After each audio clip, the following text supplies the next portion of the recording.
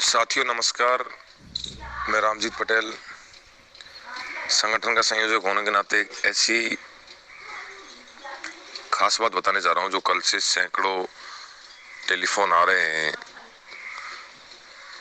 हमारे भाइयों के बीच में एक शंका है, पंचायत सहायक भाई बहनों की एक शंका है, उसका मैं निस्तारण कर दूं ऑडियो के माध्यम से, क्योंकि आज भी समय नहीं मिल रहा। लगातार दस्तावेज सत्यापन होना, ये सब भेजना, ये सब इसी बीच में लगे हुए हैं। फिलहाल इस काम को करना जरूरी है।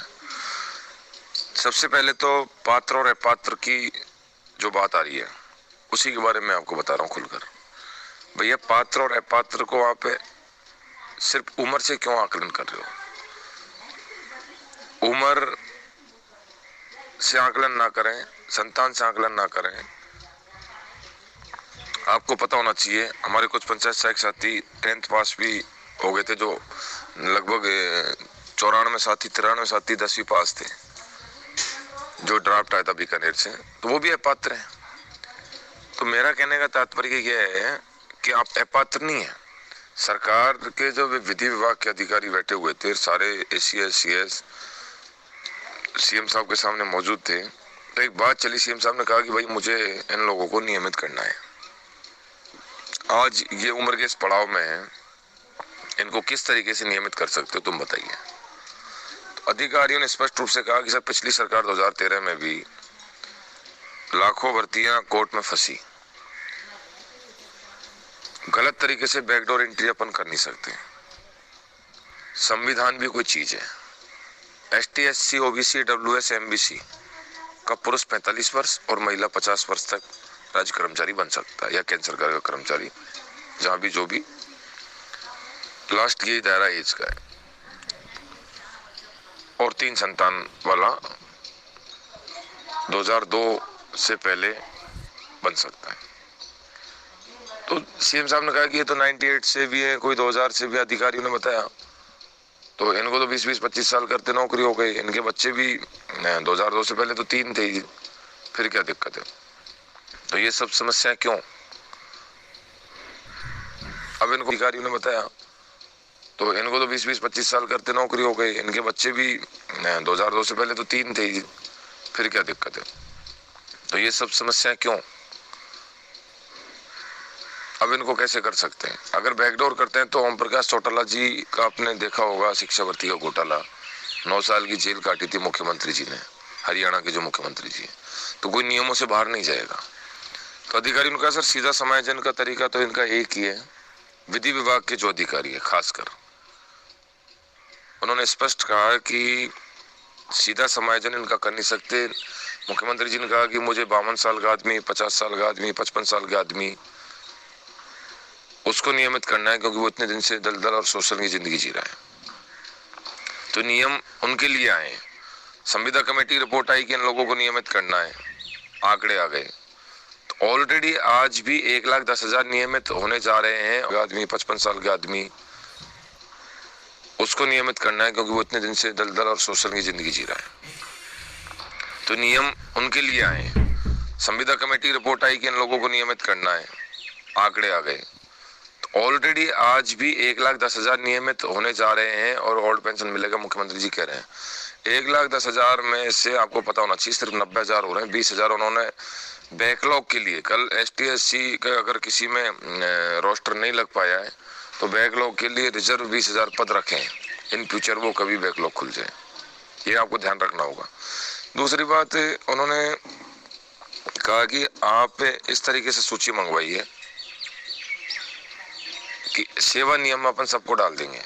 अब आप देखिए, प्रिंसिपल महोदय जो 45 वर्ष से ऊपर है उसके नीचे एज डालते हैं कि 23 को फला फला इतनी है, और ये व्यक्ति को आयु में शिथिलन की आवश्यकता है।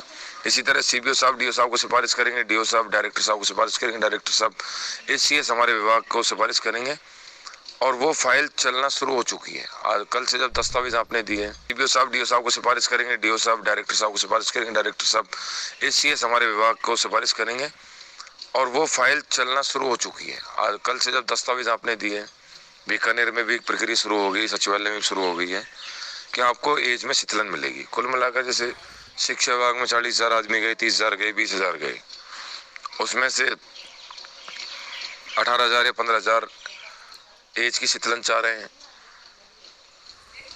कोई संतान की शीतलन चाह रहा अगर वो 2002 से पहले का मामला है। ये सब चीजें तो उनको शिथिलता मिलेगी, उनके लिए ही नियम बनाए गए हैं। मुख्यमंत्री जी ने कहा था कि नए लोगों को तो अपन कहीं भी समायोजन कर सकते हैं, 10, 20, 30 बोनस अंक का लाभ देके भी कर सकते हैं नई भर्तियां। उन्होंने कहा कि अगर नई भर्ती करते हैं तो सीधा इन लोगों को कैसे करें। नई भर्ती में आज के जमाने में 98, 90, 92% से भर्ती निकालते हैं तो हर व्यक्ति की बनती है कोरोना काल के बाद में, तब भी पंचायत सहायकों का भला नहीं होता, क्योंकि पंचायत सहायक भाइयों के तो जो परसेंटेज है वो इसके बराबर ही नहीं कर पाती, नए लड़कों के बराबर। एज के फिर नई भर्ती में एज का फंडा भी लगाना पड़ता, उसमें हमारे सब साथी बाहर हो जाते। इसलिए देखा जाए तो नियम हमारे उम्रदराज बड़े भाई बहनों के लिए हैं, इसलिए नियमों में आना बहुत जरूरी है। आपको मैं आज खुलकर ये चीज बता रहा हूँ, नियमों में अपात्र आप नहीं है। अगर अपात्र होते तो आपको विद्यालय में से ही कागज नहीं लिए जाते और जैसे वंचित भाई हमारे बैठे हुए उनकी तरह आपको घर बैठा दिया जाता। कल की डेट में ही आपके एक्सेल शीट पर रिपोर्ट जा रही है, कागज लिए जा रहे हैं पूरे, और एक लाइन डायरेक्टर साहब ने स्पष्ट बोली वीसी में कि कार्यरत किसी को नहीं हटाया जाएगा। नियमों में भी कार्यरत किसी को नहीं हटाया जाएगा। तो इन नियमों में सिर्फ कार्यरत लोग ही घुस रहे हैं, बाहर के किसी आदमी की एंट्री नहीं है। अगर नई भर्ती करते हैं, कोई सीधा समायोजन करते हैं तो कोर्ट में मामला जाता, डायरेक्ट बैकडोर एंट्री नहीं कर सकते। हमारे पंचायत सहायकों में रोस्टर भी नहीं लगा था, क्योंकि 2, 3 या 5, 4 की भर्ती थी पंचायत लेवल पर। अगर सबको कर्मचारी बनाते हैं तो 23,000 लोगों 24,000 लोगों को एक्साइज सीट बन गई है, तो अब रोस्टर जरूरी नहीं, कोर्ट में फंस जाएंगे। इसलिए उन्होंने रोस्टर लगाने के लिए 20,000 पद भी अलग से सुरक्षित रखे। तो कुल मिला के पंचायत सहायक भाई बहनों के लिए ये नियम एक तरीके वरदान साबित होंगे। हमारे उम्रदराज साथी और जिनकी संतान अधिक है वो साथी, इनके लिए नियम वरदान साबित होंगे, उनका ही भविष्य इसमें सबसे ज्यादा सुखद हो रहा है। फिर मुख्यमंत्री जी नियमों में लेकर आगे प्रोसेस चल रहा है सरकारी स्तर पर। इन्हीं पदों को, जैसे विद्यालय सहायक पद है आपका, विद्यालय सहायक पद को ही सीधा समायोजन करेंगे, विद्यालय सहायक पद को ही सीधा समायोजन कर देंगे। फिर वो कह देंगे भाई जो एडॉप्ट हो गए उन्हीं को हम समायोजन कर रहे हैं, तो आप इस सबको शीतलन देकर एडॉप्ट कर लिया जाएगा और उनको समायोजन।